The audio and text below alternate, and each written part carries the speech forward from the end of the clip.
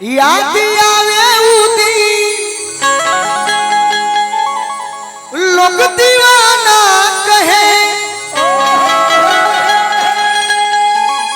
उनके समा हमें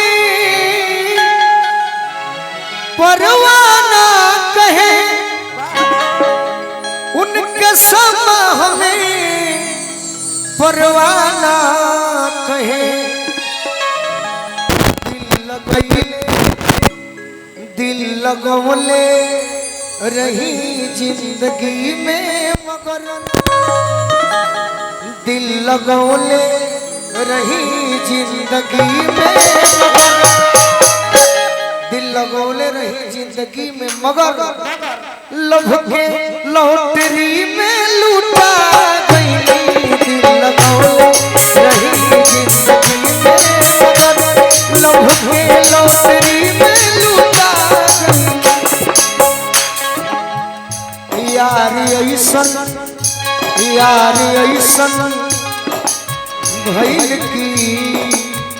समझ न पैनी टाटा पैनी त उल्टे चटा खैनी लगई रही जिंदगी में मगर लभ के लॉटरी में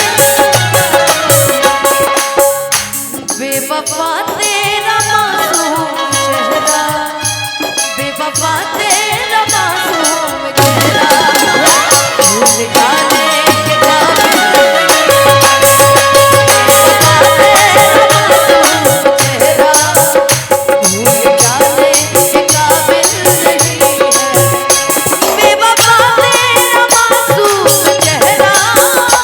भूल जाने के काबिल नहीं खूबसूरत बहुत है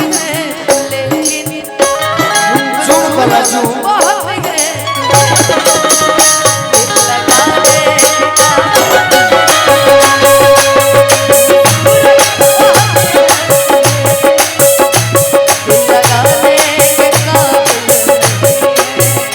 दिल लगइले रही जिंदगी में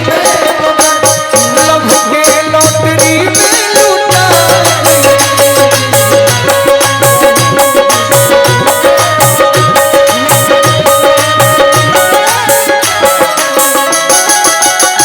का बताई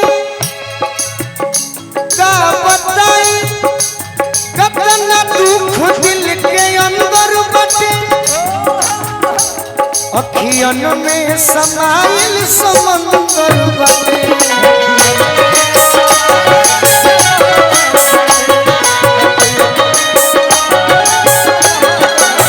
बताई कितना दुख दिल के अंदर बटे अखियन में समाइल समंदर बटे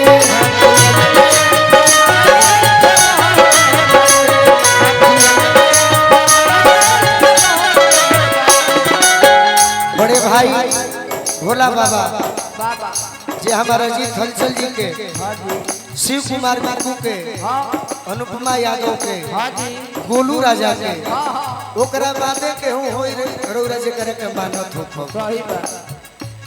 गोलू संग दिल समझ में न आवे तनी गोलू संग दिल समझ में न आवे तनी केहू के याद में अनुपमा लोर झारे सावन के घटा भइली दिल लगई रही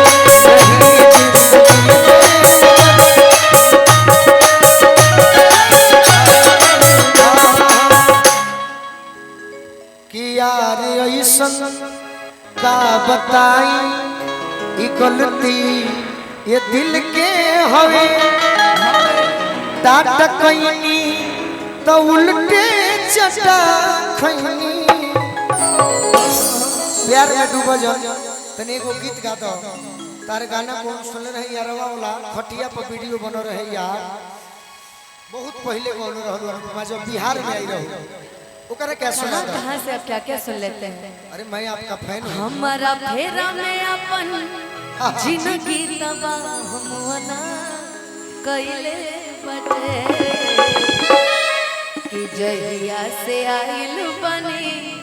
आ ससुरा मजनुआ खाटी धइले बाटे। लेकिन अभी शुरुआत में मैं गाना गाया ना, वो गाना इनके लिए भी है कि सुने हमर यारावा नहीं बने रंगदारवा। आजकल मैं देख रही हूँ गोलू भैया अभी पूरा रंगदारी गाना गा रहे हैं। और मैं सही बताऊं, मैं सोचती थी कि खाली मंच के कलाकार नहीं भाई, एल्बम में भी इनको कोई काट नहीं सकता है। कौन सा यारवा वाला आप एक गवाए थे भैया? हम लोग मंच में पर गाए थे। अरे किया तना योई ठतारू कावाला के बोल पर अच्छा काल्हे टंगा जई बुजान रही फल पर एरिया के होई रंगदार। अनुपमा कहले बड़ी कि लभर के घर हमर रे लवरे हम से बिहारे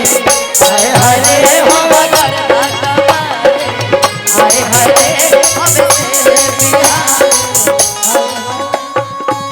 पहला गाना ये आजकल एक्टिंग में भी गोलू भैया